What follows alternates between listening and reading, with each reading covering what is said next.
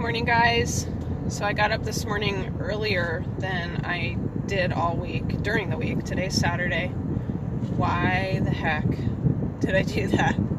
Usually we wait for the mornings on the weekends so that we can sleep in, right? Well, I planned a hike this morning that I've been wanting to do and kind of scared of at the same time. I used to wake up in the morning and be depressed every day. Pretty much every day of my life, unless I had something to look forward to. Something different, something big. When my kids were small, depression was really bad from postpartum. The joy of seeing them was helpful, but I woke up most of my life depressed. So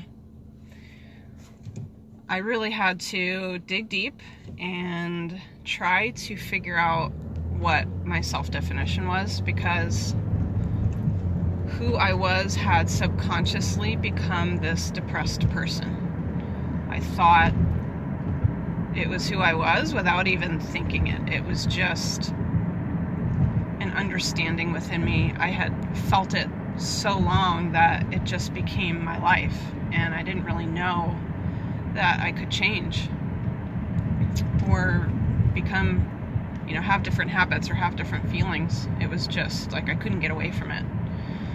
So one of the things that I did was I started to think about, okay, who am I and how do I become the person that's not depressed all the time? What do people who are not depressed do? What do people who are positive and upbeat and healthy physically and mentally, what do they do?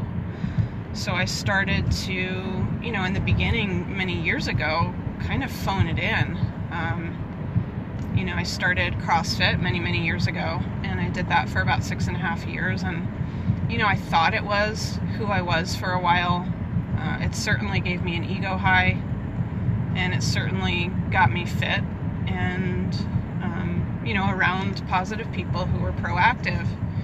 But I still was kind of phoning it in. Like I was still facing depression a lot in the mornings, or various times, but waking up, having a hard time getting up.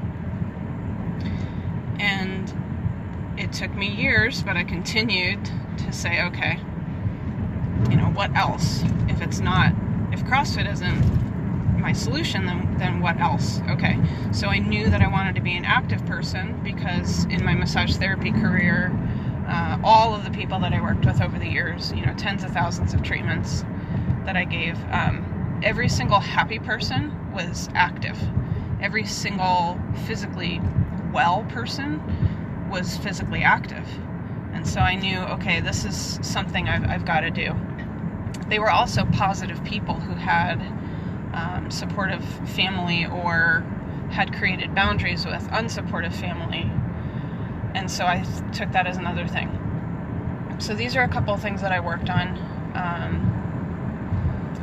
It took me a long time to find my way of being active and what really spoke to me, what really fueled me at a deeper level, so that I could wake up feeling connection to my purpose and feeling connection to something that really felt like me. And that ended up being what was missing all of my life, is that I didn't feel connected to who I was. I didn't feel connected, period, to anything other than maybe nature,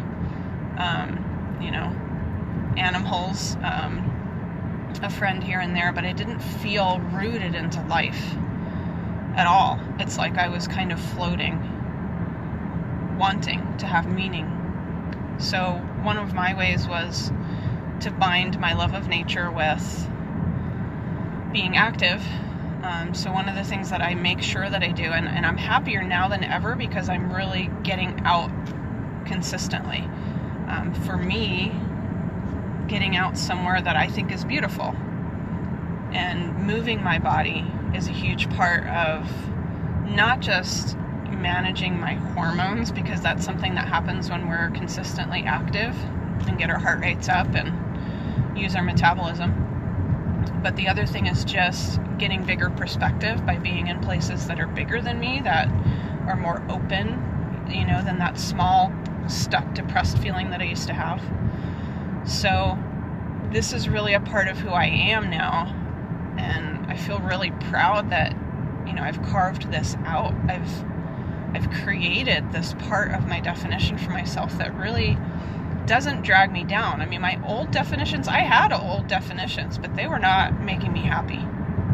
My old definitions were, the girl who could drink more than most of the guys, who could smoke more pot than most of the guys. I mean, that was me in high school and college. I was depressed. I was, into poetry. Everything I wrote was dark. That was my definition. I had a messed up family. Being lost was my definition. And I really had to, it's like I had to write a new dictionary for myself. What does it mean to be Melissa? Who does Melissa want to be? Because sometimes what we're given isn't what we want. Sometimes what we're given in childhood is not what we want. This is really sunny. Welcome to the desert. You guys can't see me now. So sometimes, what we're given isn't really what we want to take with us. And we don't have to. We don't have to be what we were given in childhood, even if it wasn't a bad upbringing, but maybe we got depression and anxiety through the bloodline. Maybe we got a negative attitude from our family. I gotta put the shade down, sorry guys. Whew. Maybe we adopted expectations that are limited. Maybe we adopted a view that keeps us suffering, and we don't have to keep that. And I hope, at least through the work that I do with women, I hope, and the videos and everything I put out for everyone, I hope that at least I can make an example. That no, I'm not perfect. No, my life is not perfect, but I have a ton of tools now to use when maybe things aren't great, or when I'm faced with something that's difficult. I have tools. So the reason why I got up earlier today than I do normally is because this is a part of who I am. And honestly, it's in the 80s now in Tucson, 80 degrees, 85 degrees, something like that. And I've got to get on this hike early. I chose a hike that is just under 6 miles and has almost 2,000 feet of elevation gain. Most of that elevation gain happens in under 2 miles, so it's going to be a tough one. I'm a little scared, but because of the heat, I had to get up really early, and it matches who I want to be. I want to be someone who's excited to get out and do something. So I am. I feel this way. I'm here. I'm meeting a friend, and hopefully we're going to rock this hike. My legs are going to be jello by the time that I'm done.